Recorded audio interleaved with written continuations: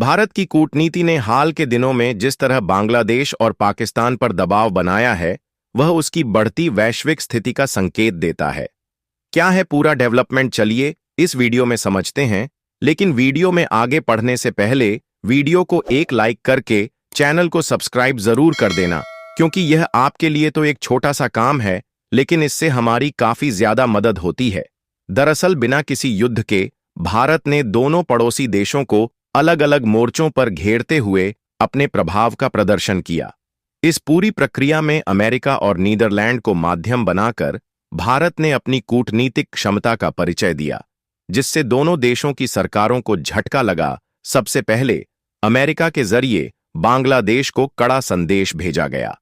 America की राष्ट्रीय खुफिया निदेशक तुलसी गबार्ड ने भारत यात्रा के दौरान एक साक्षात्कार में बांग्लादेश में धार्मिक अल्पसंख्यकों पर हो रहे अत्याचारों को लेकर गंभीर आरोप लगाए।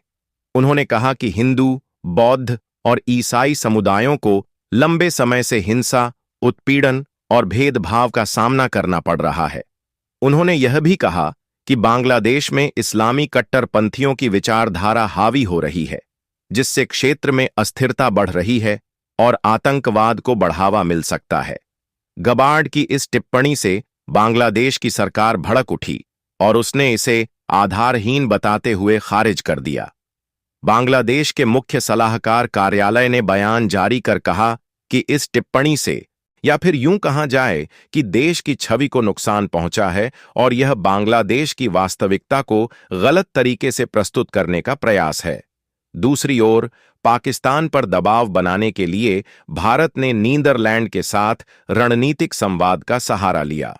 भारत दौरे पर आए नीदरलैंड के रक्षा मंत्री रूबेन बर्केलमैन्स से रक्षा मंत्री राजनाथ सिंह ने मुलाकात की और उनसे अपील की कि उनके देश की कंपनियां पाकिस्तान को हथियार, सैन्य मंच या रक्षा तकनीक की आपूर्ति बंद करें।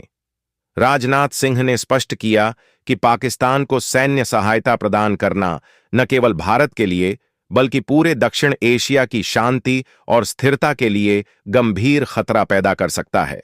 उन्होंने इस बात पर जोर दिया कि पाकिस्तान दशकों से आतंकवाद का केंद्र बना हुआ है, या फिर यूं कहा जाए कि और सीमा पार आतंकवाद के कारण भारत को भारी नुकसान उठाना पड़ा है। अगर नीदरलैंड इस अपील को मान लेता है तो यह पाकिस्तान के लिए बड़ा झटका होगा। पाकिस्तान को सैन्य आपूर्ति रुकने का सीधा असर उसकी रक्षा तैयारियों पर पड़ेगा, जिससे उसकी सैन्य क्षमता प्रभावित होगी। पाकिस्तान के लिए यह एक और कूटनीतिक हार होगी, क्योंकि पहले से ही कई देश उसके आतंकवाद समर्थक रवैये के कारण उससे दूरी बना चुके हैं। या फिर यूं कह सकते हैं कि भारत की यह रणनीति दिखाती है कि अब वह सिर्फ रक्षा क्षेत्र में ही नहीं बल्कि कूटनीतिक मोर्चे पर भी आक्रामक रुख अपना रहा है। बिना किसी सैन्य संघर्ष के भारत ने अपने प्रभावशाली कूटनीतिक प्रयासों के जरिए दो देशों को बैकफुट पर धकेल दिया। यह संकेत है कि भारत अब वैश्विक मंच पर अपनी स्थिति को और मजबूत कर रहा है और अपने हितों की रक्षा के लिए आक्रामक कूटनीति अपनाने से नहीं हिचक रहा।